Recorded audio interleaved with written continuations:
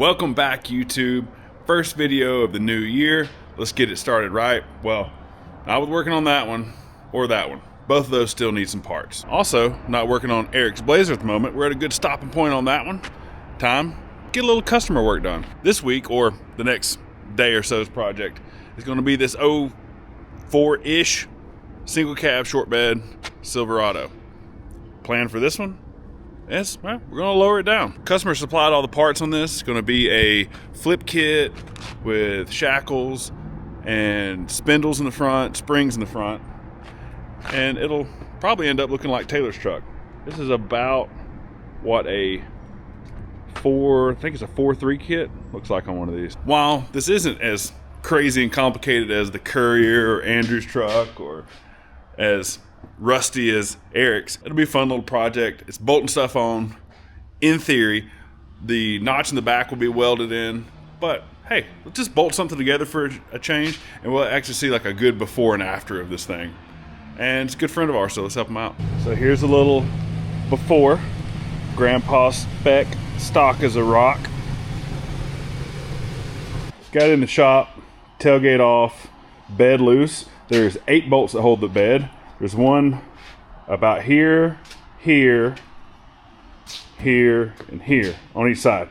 And then the fuel fill is 2 T27 Torx and a little pop clip right there. Obviously, I have a lift. I could use the lift to pull this bed off, but I don't want to move all of this outside, especially when it's supposed to rain, just to take the bed off. The rear suspension stuff really needs to be done on the ground. We'll talk about that a little more. You can take some ratchet straps, X them across, and pick the bed up with an engine hoist.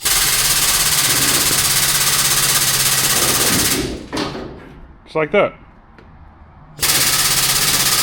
Make sure get the harnesses disconnected as well. This one also had aftermarket trailer plug. All that loose, lift it up. We'll pull the truck out from under it and set it on a bed dolly.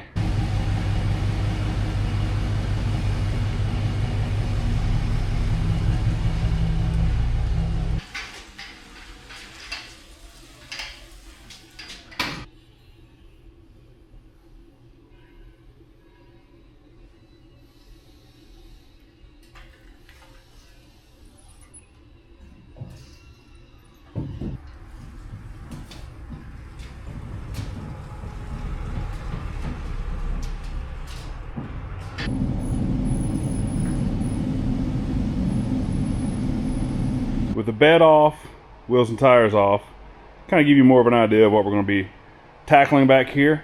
Factory, as you can see, the axle is below the leaf springs. We're going to use a flip kit, which will bring the axle above the springs. This is half of it. This will go in our alignment pin on top of the leaf pack like that. The axle will go in there. We'll have a new lower bracket, new U-bolts, and yeah, that'll give us our 5 inches of drop in the back. Now, this particular customer wasn't looking for 5. He wanted 4 in the back, which I think is a good call. It looks good on these trucks. We use a 1-inch lift shackle, and that'll give us our 4 inches of our goal drop we're looking for. As you can see, the shackle is just effectively shorter, bringing the spring down, which makes the truck go up. When you install the flip kit, you'll notice there's an offset hole in the bottom of it. That hole goes towards the front of the truck, because when the axle goes from the bottom of the springs to the top, it needs to be offset backwards slightly so that the wheel stays centered in the wheel well. And also, a little pro tip, make sure you clean off the pad. It's going to sit really well. You don't want to trap a bunch of nastiness in there. Yeah, there you go. Lower the axle. As suspected, ran into the first issue. It says in the instructions that you can reuse the stock U-bolts. I was suspicious from the very beginning, but hey, I proved myself right, unfortunately. This is the supplied bracket to help retain the factory style U-bolts that are square on top. When you have this thickness combined with the thickness of the flip kit, and this is just kind of sitting up here on the jack stand, but you get the idea. With the stock U-bolt, if you put all this together like so and put it down on the spring, as you see, there's just not enough threads hanging out the bottom. Also, because we still have to install the bottom plate. I tried putting it on there. You get like 4 threads. I mean, if you really crank down on these suckers, you could probably get half of the distance of the nut thread engagement. That's not enough. That's just not going to cut it. Luckily, right down the road, there's a great little shop. Does all our drive shafts, Ron's drive lines, but they also bend up U-bolts. Took one of the originals down there, asked to copy that, but 1 inch longer, or 1.1 longer. They whipped them up while we waited, while I dug through the little candy jar on the desk. $45 later, brand new U-bolts, ready to go. They don't come painted, so while they're drying here in our makeshift oven, we're going to look at the shocks or shock relocator situation. This kit came with new drop shocks from MaxTrac, but on the passenger side, it came with this angle correction bracket. Here's our shock angle corrector. It's plied hardware. That goes right here on the back of our passenger side shock mount. What we do is we slide this up into place, put the hardware through the side holes, tap it up where it gets flush against the back here, drill us a little 3/8 hole, bolt all this together, and that'll push the bottom of the shock forward, and it'll live, you know, closer up like that to create a better angle up top. Also, be sure to line up the hole in the top plate, and when it comes to the bottom plate, it also has the offset hole, which the offset will go to the front. Now that our bolts are snugged up here, everything's center. I'm not going to tighten anything until everything's ready to sit down on the ground, get under its own weight, and it'll all get torqued up. Shackle on with its specific bolt, and it's just a frog hair's clearance right there. That's why it comes with this bolt. Super shallow head. All that's good to go. Good there. No shocks yet, because we still have to cut the chassis. Laid a speed square on here. Line it up with the top of the axle, and this is also have a jack under the differential, so it's up as close as it'll be. Gonna give it a little bounce. We're gonna point it at the center of the axle there, and we're gonna make us a nice little line with one hand. It's gonna be crooked, I'm sure. There we go. Now we know where the center of the notch needs to go. As you can see here, the frame kind of flares outward towards the front of the truck. Make sure you got the correct notch that flares accordingly. And now you could just set this up to the side and mark out where you want to cut it out, but it just takes a second. Get you a piece of poster board, cut it out to the outside diameter, stick it up there. Makes it a little easier to do when you're one person. We got both sides marked up. What we're going to do now is put the jack stands under the chassis in the front, let it down. We're going to pull the rear hangers loose and put a support under the back as well before we cut the center. Chances of the frame flexing with everything hooked up and the weight on it and those leaf springs pushing is pretty good. I mean, we're cutting, I don't know, 2/3 of the chassis out. This way, with it supported the front and the rear, leaf springs undone, it's just rail sitting there. We'll cut it out. We also have to cut the internal bump stop brace off, the factory one. With all that stuff cut out of the way, we can put this new notch in and never have to worry about the rail moving. This notch is designed to be bolted in. Looks like we got 4, 8, 12, 9/16 bolts holds it in, but I personally don't like bolting notches in. We're going to use these as plug welds, weld our perimeter there, make it even stronger. They say bolts are fine. When you have a welder, I'd rather use it personally.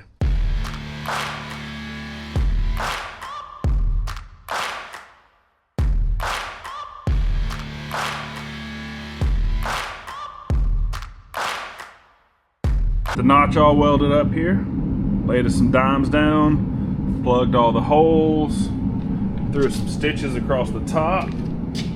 Yeah, way stronger than bolts. Now we'll come back. We already wire brushed it. Come back, give that a little bit of paint, put a little bit of seam sealer between there, just make sure we don't get any water trapped down in there, dirt or whatever. Obviously welded all the way on the inside as well, both sides. Now that's done, we can throw our shocks on. yeah, I think it's time to put this thing back together. Back finished up, bed on. You can see how we tightened up that wheel gap. Looking good. I mean, it looked great if you lived in South Carolina. Definitely squatting. Moved onto the front, jacked it up on jack stands, zipped the wheels off. I admittedly never look at instructions. Something made me think I better look at these. Start going through here, MaxTrac, part number, blah blah. Wait a second. Will not work with 16-inch wheels.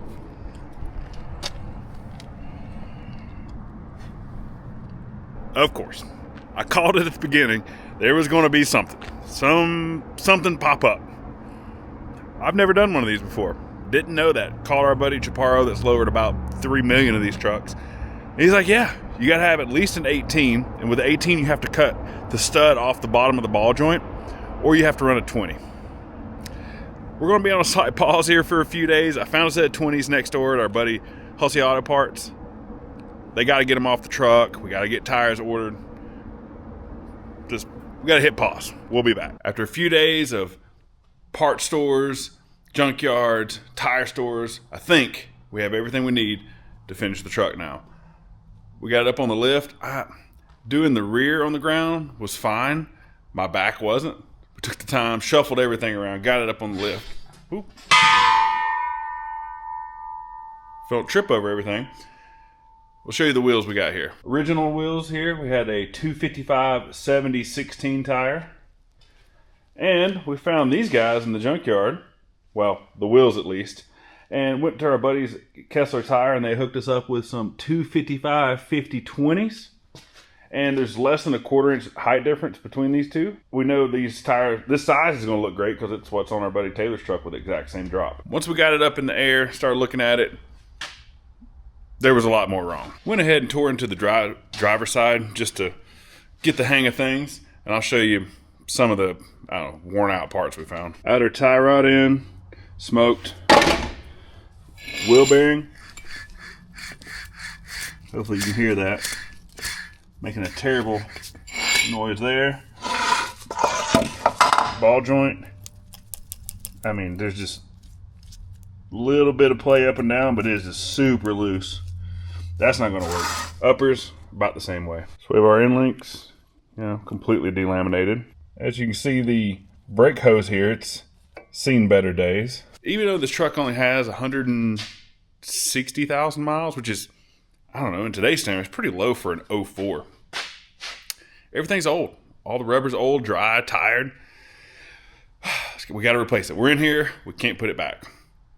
The owner, our buddy, Leonard, did supply upper and lower ball joints.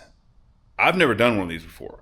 I didn't know you really almost can't change the lower ball joints on these. So this would be the bottom of the control arm. You see it's got 3 left, but it had 4 of these massive rivets that go all the way through to the top. And I'm telling you, I beat, banged, pried, air chiseled, drilled them out.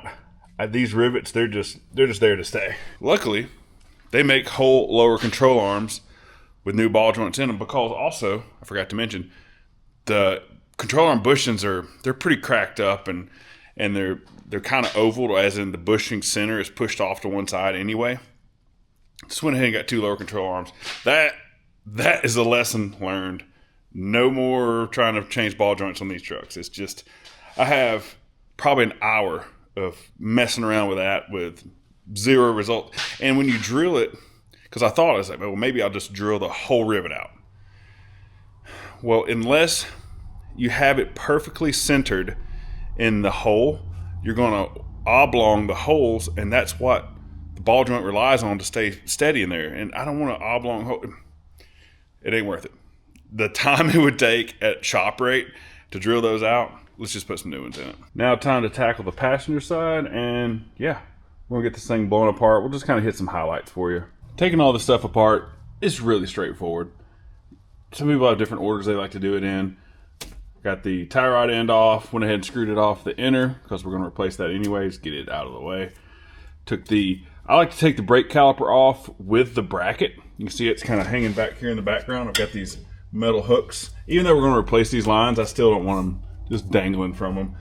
Hang that up out of the way. These things are great. If you don't have some, whip some up. It's just like quarter round rod that I've taken and bent some, some 90 degrees in it. Keep you a set of those around. With the nuts loose for the upper and lower ball joint, put the jack under it. Actually, back up.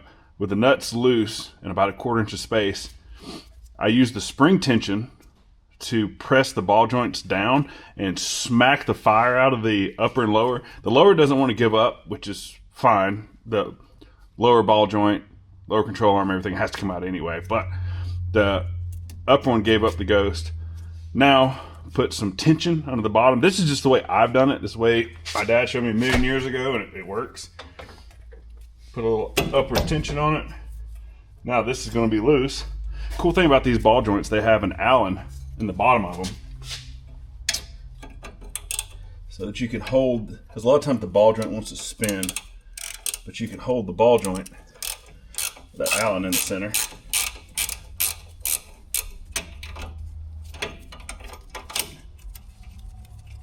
Spin the nut off. Get all that out of the way. Now you can see you're going to be free there. And now we just let the jack down very slowly.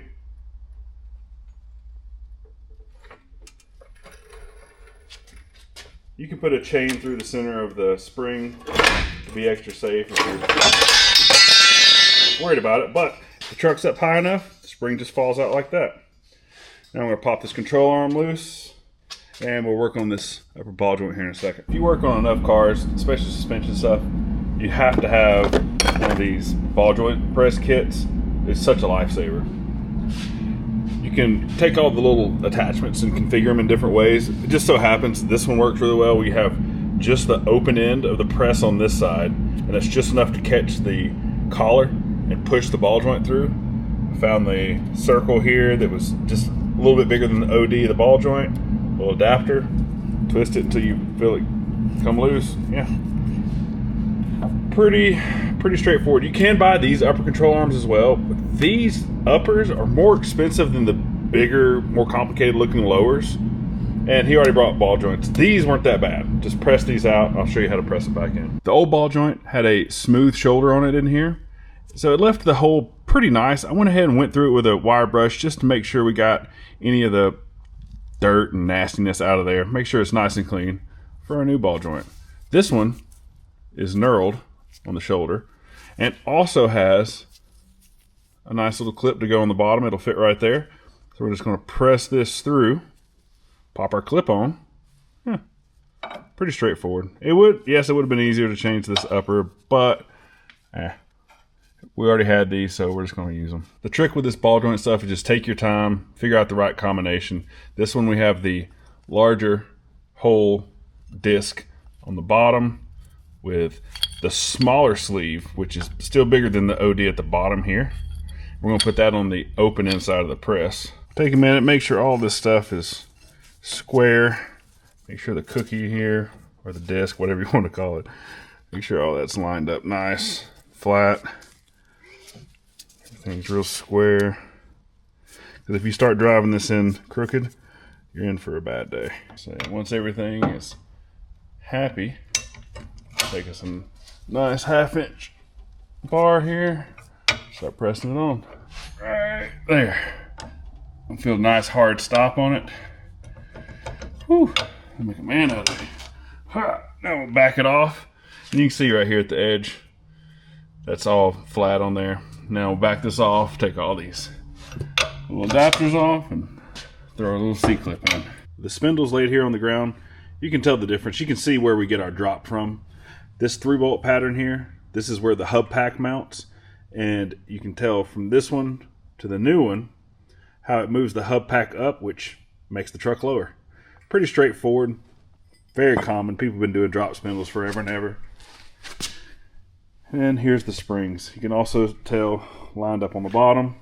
This one a little bit shorter. We get a little bit of drop out of this as well. And there's the passenger side's control arm. You can see how bad that bushing is. Blown out. Yeah. Lots of upgrades for this one. Got the front end all back together. It's pretty much just reverse of everything. Like you saw, we dropped the spring out with a jack. Did the same thing, put it back together. Honestly, I was filming and talking to a dead camera for probably like 5 minutes. Yeah, well, it's part of cold shop YouTuber life, right, Taylor? Yeah, when it gets cold. Batteries just don't last. Oh, yeah, that too. I was thinking you start to forget things. Well, you know, that does happen from time to time. Got the brakes bled. Appreciate Taylor for sticking around extra 3 minutes for that. Now, we're going to set it down for the first time. What do you think, Taylor? Is it perfect? Going to be perfect? I don't know. Let's see. I hope it's perfect. Oh, she's hunkering on down there. Oh, yeah. Yeah, give it the bounce test. Oh, yeah. I ain't much to bounce. Oh, yeah. She's pretty much dead level. The camber is way off. Once you bring that down to where it's supposed to be, I think that'll bring the front down just a touch. But yeah, it's pretty good. Let's close this thing down and get it outside. Like we talked about, this is Taylor's truck. This was what we were going for. And here is what we got, which is really, really close. If anything, Taylor's truck may sit like, what do you say, half an inch lower in the front? Yeah. But then again, I've only pulled it out into this spot. Maybe it'll settle in a little bit. I mean, coil springs do have a tendency to do that. I don't know. It's dead level, right? Like it looks. Your truck has a tiny bit of rake, and this one's level. Yeah, it's pretty close. I like it. Well, you know, another thing, this thing has that big, super heavy trailer hitch on the back. Oh yeah. That might give it just a little touch down. I don't know. That's just me trying to justify it, really. Yeah. But the wheels turned out cool. I like those. And check this out. Him and I were just talking about that. Look at these wheels. And look at these. Which one looks bigger?